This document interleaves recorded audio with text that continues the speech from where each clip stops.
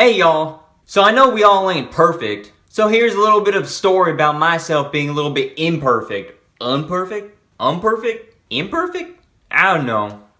Just watch the damn video. So the other day I was headed down yonder to the Walmart to buy some chicken pot pie so I can bring home and bake with my family. As I'm happily driving down alongside the country road going about 45 miles an hour with some moonshine in hand and listening to some good old Kanye West. Now I ain't saying she a gold digger, but she ain't messing with no broke nigga. So I looked behind me to see if the moonshine was doing alright. Of course it was, but when I looked behind me, I saw some blue flashing lights. Yup, you guessed that right.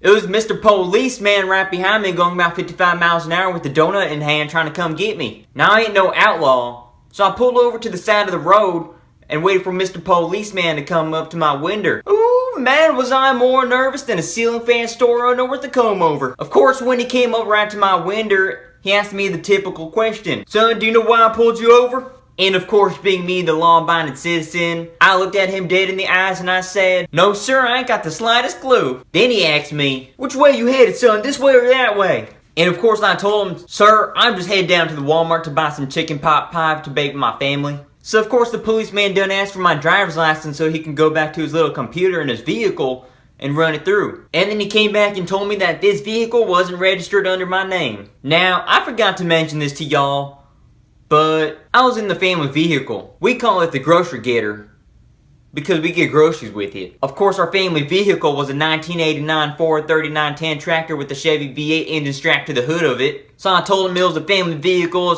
we call it the grocery getter, we're just going to get some groceries with it. He said, son, do you know tractors ain't allowed on these parts? Man, I thought this was Pappy Town, USA. Home of the free, home of the brave, home of America. So now you're telling me I ain't allowed to go down to the Walmart to buy some chicken pot pie with my family?